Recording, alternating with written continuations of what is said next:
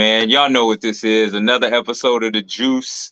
And I'm your boy IG. And we got, I mean, probably one of the dopest dudes in Christian hip hop right now, Harmony. And Harmony, introduce yourself to the people, my man. Man, what's up, dude? Appreciate you having me on IG. Yeah, man, Harmony, Harmini, man. Just out here just trying to do my thing for God, bro. To be honest with you, bro. It's been a wild journey. I've had a lot of ups and a lot of downs, and I've learned a ton. But where I'm at now is probably the best place, that I could be in my life, gearing up for the big catapult that's like this close. This close. Yeah, Hey, that's what's up, man. You know, once God gets you there, he'll walk you through it. I already. Yeah. really, yeah, I really wanted to get into and start with your testimony because I know a lot of my people I know wouldn't know about your testimony. Could you tell them how you started, how you got to where you're at? Yeah, sure, bro. Um, so originally I was actually born and raised in Elmira, New York, and for the first 20 years of my life, and I was born in the ghetto, man, raised in the ghetto. Single mom, dad wasn't there. I actually had a brother. I have a brother that lived with me too, and his dad also wasn't there. So our mom took on the burden of raising two boys. My brother was definitely different than me. He's 5 years older than me. He made a few different decisions that were more on the smarter path. I went the route of women, drugs, and alcohol, and that spiraled my life down significantly, bro. And so I had a lot of rough patches in the very, very beginning. Was molested when I was 7 years old. And of course, that opened up the door for extreme masturbation. It opened up the door for pornography, really crazy. I lost my virginity when I was 10 years old. And so on my 10th birthday, actually. And then from there, it just opened up a whole world that no kid should have to have opened up, man. And it affected me really bad. And so I started getting in trouble all the time, man. Police trouble all the time, doing stupid things that kept landing me in the hospital. Then I ended up getting on probation over and over, man. Locked on the ankle bracelet, was sent to detention facilities. Then I went to jail. Then I went to prison, and all that happened before I was 20. And so when I got 2 weeks before I got out of incarceration, my mom died from lung cancer. And so I lived with her my whole life. So when I got out, it was challenging, bro, to be honest with you. I had to go live with my brother, and he became a pilot in life. That was his career path. That's what he chose. I really didn't have a career path outside of just wanting to do music. But when I was serving the devil, my music wasn't going nowhere. I had the ability to still capture audiences. Like I could capture people's attention with the cinematic, type delivery or flow. That wasn't really hard to do, but he never let me meet anyone that could help me. Nothing, no money was ever pumped in. Like there was no blessings that would open up doors to get me to where I am now. Let's just say that. And so, yeah, man. And so I ended up, after my mom died, I moved around, man. From upstate New York, I moved to New Mexico. That was the first place that I've ever lived out of Elmira. And we lived there for a little while. Then I ended up having to go back to Elmira while my brother went to another level of flight school to help get him a new license. And then and we moved around a little bit, went over to Georgia. I lived in a hotel there for 9 months, got hooked on cocaine really, really bad again when I was there. And then I went off to even more drugs after that. I got on crack, and then went off to meth, and just had a terrible, addiction that resurfaced. And then moved up from there, and I ended up moving to Dallas, Texas. But right before I moved to Dallas, is when I had my encounter with God. And so that was the thing that changed everything. Yeah. I definitely got you. Wow, that's definitely a rough path, man. I ain't gonna lie, because as someone whose father did a lot of drugs, so I kind of understand it, but I stayed away from drugs because of that situation. But that's a rough path, man, to get to where you at. Yeah. But now, you know what I'm saying, you definitely pumping out a lot of music, not just music, you know, you're in the film game too now. So, you know, tell us about how, you know, with the music, you know, how has that helped you get into the film game? Because I know you've been doing a lot of soundtracks, you know, so let the people know what you really been doing with the music and soundtracks. Yeah, bro. So yeah, bro, the whole path has been really wild. Um, when I got saved, after I had a major experience with God, he set me free from all the drug addictions that I had, from the crack, the cocaine, the weed, the cigarettes, the alcohol. I was taking mushrooms. Oh my goodness, what else? Man, I had what I say, meth. Yeah, crack, cocaine, weed, alcohol, meth, cigarettes. I was doing shrooms and Oxycontin. And so I had major addictions that were no joke. And so when I had my genuine encounter with God, he set me free in less than 2 months, from July '05. I'm sorry, from May '05 to July '05. By July 28th of '05, every single drug addiction I had was gone. And those were the big things that were holding me back in life, because you can't do nothing as a drug addict. And even though you love people and you want to do good, like in your heart, you feel like you want to do good, but you let yourself and you let everybody else down so much that most people just give up, because you can't overcome the addiction by yourself. Like, you have to have a higher power, a greater strength to help you get over that stuff. It's really witchcraft is what it is. That's what drugs are. It alters the mind, it alters the brain, it changes the judgment. And once you get addicted to that stuff, man, it's like a spell. It really is. And but anyway, we gotta get on that. But yeah, so on the music side, when I got clean from the drugs, man, and I moved to Texas, that's when I started getting more opportunities in music. So in the beginning, I didn't get paid for nothing. Most of the time it was just all volunteer stuff. Like I was a part of a bilingual rap group called ONC, of No Consequence. And I had the opportunity from a buddy of mine that I met at the church I went to in Dallas. And that was back in '06. And we stayed together for about 2 years. We did quite a bit of traveling around Texas. And all the shows we did were free for like 3/4 of the way. Mostly Right. ministry outreach, going to churches, speaking, loving on people, doing all that. And then one day we went to a church, and we just ministered our hearts out. And before we left, the pastor had wrote us a check. How much was it? I think the check was for like $250. And it was, it wasn't nothing like huge, but to us it was Right. major, because we'd never got anything like that before. And he told us, he was like, I cannot witness what I witnessed with our youth here and what you guys were able to do, and not send you away with some type of blessing. Like, I have to give this to you. So he felt compelled to do it. But when he did that, it really blessed us, because we were like, man, maybe we could really do this and make a living off of doing what we love. And so for the remaining time that we were together, we wrote more songs, we still did more shows, still did outreach ministry, all that. And then in 2009, we ended up splitting up. One of the members got married and had his whole married life, and another one went to school in Spain, and it was, everybody just kind of broke apart. And so I was really the only one that really kept going. So I went solo as Harmony. And so when I went solo, there was one particular gentleman named Larry, who I went out and I would do a lot of outreach ministry with him, and I would go and he'd give me opportunity to share my testimony, and I'd pray with the homeless people and give them clothes and food. And I did that a lot, man.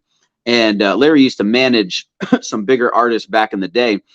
And so he took me under his wing and helped me and taught me some things.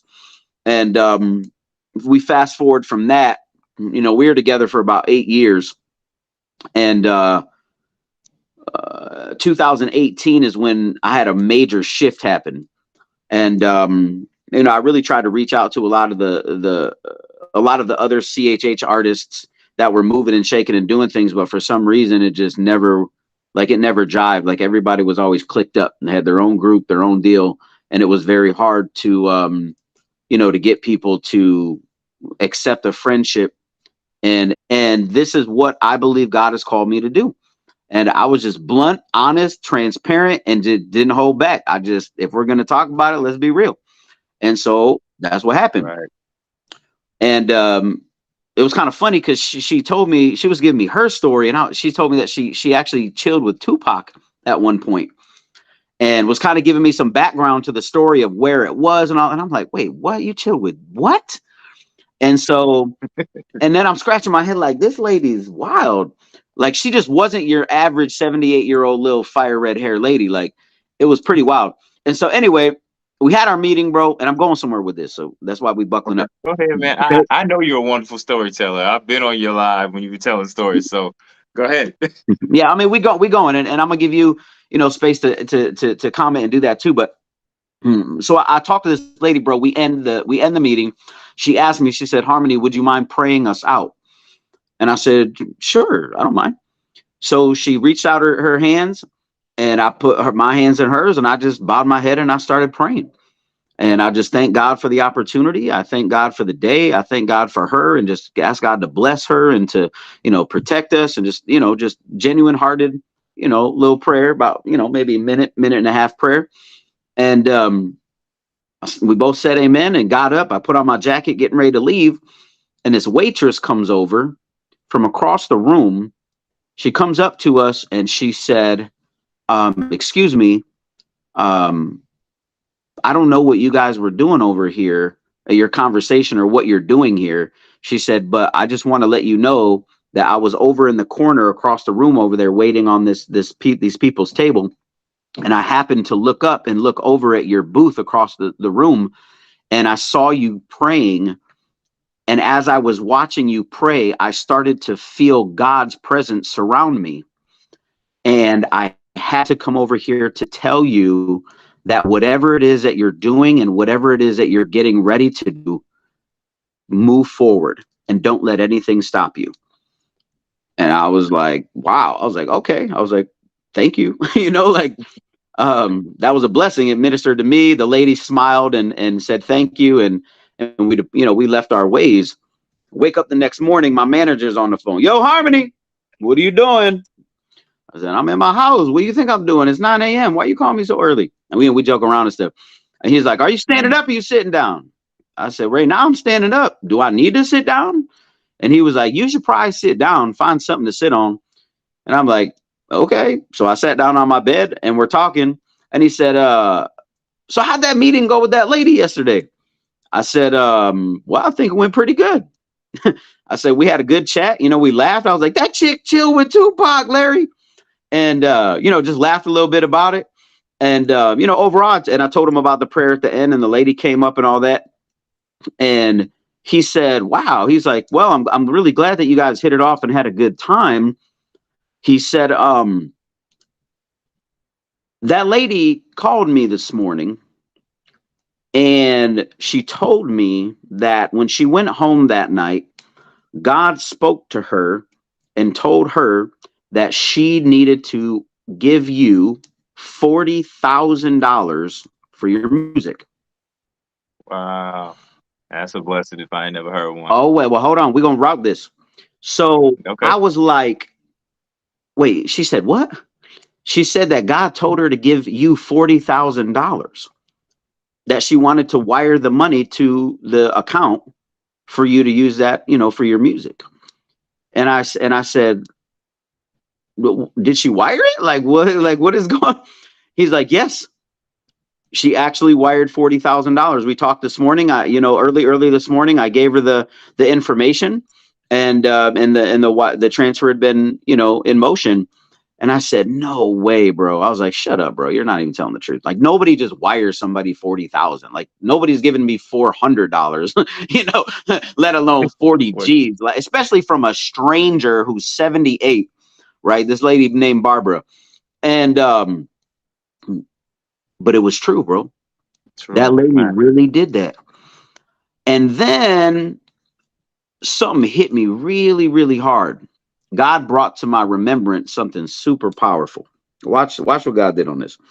So remember when I told you my brother and I We grew up in the same house, same mom. Both of our dads left us. Right. My brother made some better decisions than I did. I went the drugs, the girls, the party, and all that stuff, the stealing, and all that. My brother went the flight route. So he would take the trolley, the trolley, I ain't seen one of them. So my brother would take the trolley when he was a little kid, 12 years old, up to this place called Harris Hill. And he was too young for it to be hired legally. So he told the people there, was like, I really would like to have a job. I really want to learn how to fly. And they just thought he was like a little cute kid. And so they were like, we'll tell you what, you come here every, so many days a week. And when you come here, you clean, you take out the garbage, you do all that. We cannot pay you cash as an employee, but we will donate one free flying lesson every time you come and do the day. And so he did that for years. Now he flies for American Airlines. He just got done. For a while, he flew private jets. So he flew around celebrities, major pastors, like just major people that would hire him as a private contractor, and he would fly them in their private jets to wherever they had to go. And he just got a job at American Airlines, which was his dream job he wanted. Right. I got you. No, that's super dope though. Like, just for them to even give them the flight lessons in that situation, knowing they couldn't pay, that's just super dope for the people to actually do it that way. Yes. But after he went there and got to that point, there became a time when my brother had to go to flight school. Right. He hit a roof. You have to go. Flight school costs $40,000. Right. So the only person in our family who had that kind of cash in savings was our grandparents. My grandmother, whose name is Barbara, and she died when she was 78 years old. I didn't get any money from that because I was a drug addict, and any money that would have went to me would have went up my nose, or it would have went in a blunt, or it would have went in some type of drug or alcohol, and I just would have burned it up and it would have had no value. So my brother was the one who got $40,000 because he was doing something productive with his life. I was still living in, crazy. So I didn't get anything from that. We fast forward years. I already saw where it was going. You got $40,000 from Barbara just the same way. So the way God moved it, I already saw it. So, both 78 years old. Yeah, both 78 years old. Barb, I mean, you can't miss that, bro. And so God just reignited that, and he just wanted to let me know, I never forgot you, but you just weren't ready. I had to wait for the time when you were ready. And so that changed some things. We used that money, did a lot of stuff. And after we got through about $20,000, my manager stole the other 20. And so that was like a dagger, because he wasn't just my manager. He was my spiritual dad. Like, we prayed together for hours. We talked every week, and it wasn't just like business talk. Like, it was Jesus for real talk. Like, we went into the scriptures, like it was deep, bro. So when he did that, it really hurt, man, for real. And so I knew at that time when it happened that I wasn't going to be able to stay in a business relationship with him, because the trust was just completely severed. And so I separated from him. I chose to forgive him.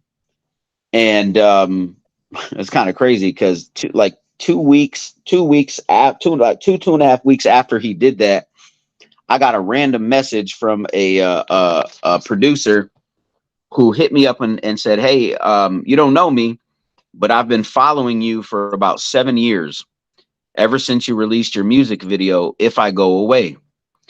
And I've watched a lot of your posts. I've seen a lot of your music. I've watched, I just never reached out. But I'm reaching out now because I feel like I'm supposed to. And we are getting ready to produce a movie starring Lawrence Fishburne and Mel Gibson's son, Milo Gibson, Glenn Morshower, Abigail Hawk. And we would like to, originally the movie was called Brother's Keeper. And he said, we'd like to hire you to write the main theme track. And so at first I thought it was like joking around, because if you're putting that much money into a major production with Lawrence Fishburne and like all the, like, you don't reach out to some random dude who's not signed to a major label and say, hey, we want to hire you to write the main theme track, not a placement, the main theme track. All right, I got a question for you on that. Hit it. Now, you remember when I did an album review for Mixed Messages? Yep, I do. You remember what I said about that album? I kind of have some recollection of it.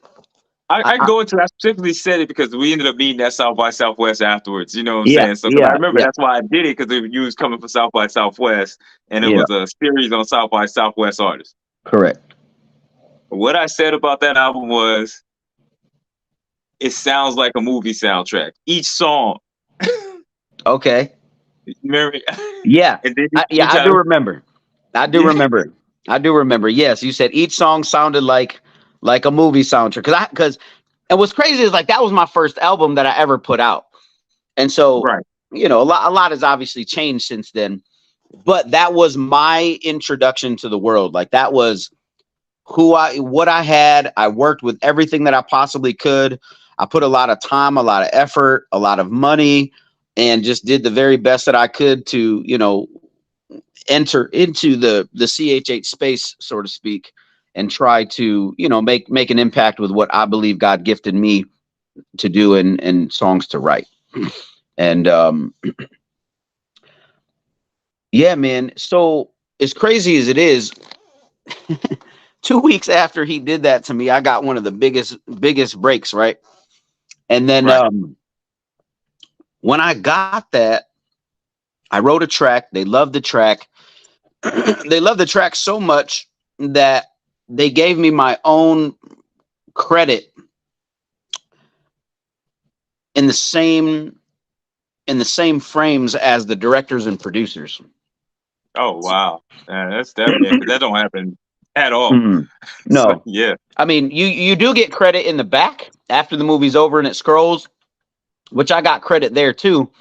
But they gave me a credit in the beginning, so it says produced by, directed by, starring Lawrence Fishburne, bye, and then it says this changes everything by Harmony. Right? Yeah. So so everybody saw your name at the very beginning. So yeah, that's like putting you out front next to everybody else, that all the huge names that's out all the there. majors. Yeah. And so a lot happened from that, bro. I had you know, I moved to Dallas from New Mexico, got saved in New Mexico, moved to Dallas in early 05. And then I'd lived there until literally last August. You know, the lady came with the 40K in 2018. We blazed through about 20 grand. Manager stole the other 20 grand. And then, you know, I got the theme track for that movie. And then I started getting more theme tracks for more films. And then I started getting more into the acting and producing side. And then in 2023? So 2021, I had a business opportunity that I, you know, was approached with, and I ended up taking the opportunity and was able to raise a substantial amount of money for some major projects, film projects. And so right now I'm an executive producer on 8 full-length feature documentaries with some major people, bro. So we're still waiting for that to all unfold.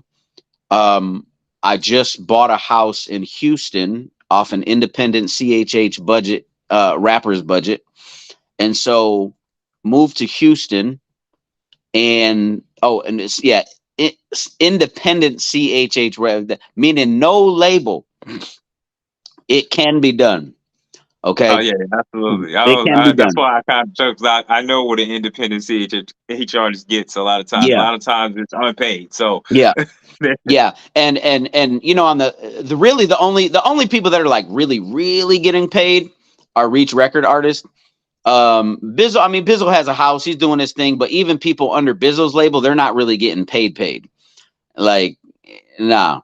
So it's like, you know, it is what it is. But for me to be able to come this route and to learn what I've learned and to be a part of what I've been a part of and grow, not just spiritually, but in the business space of how to do things, has been tremendously a tremendous blessing, bro.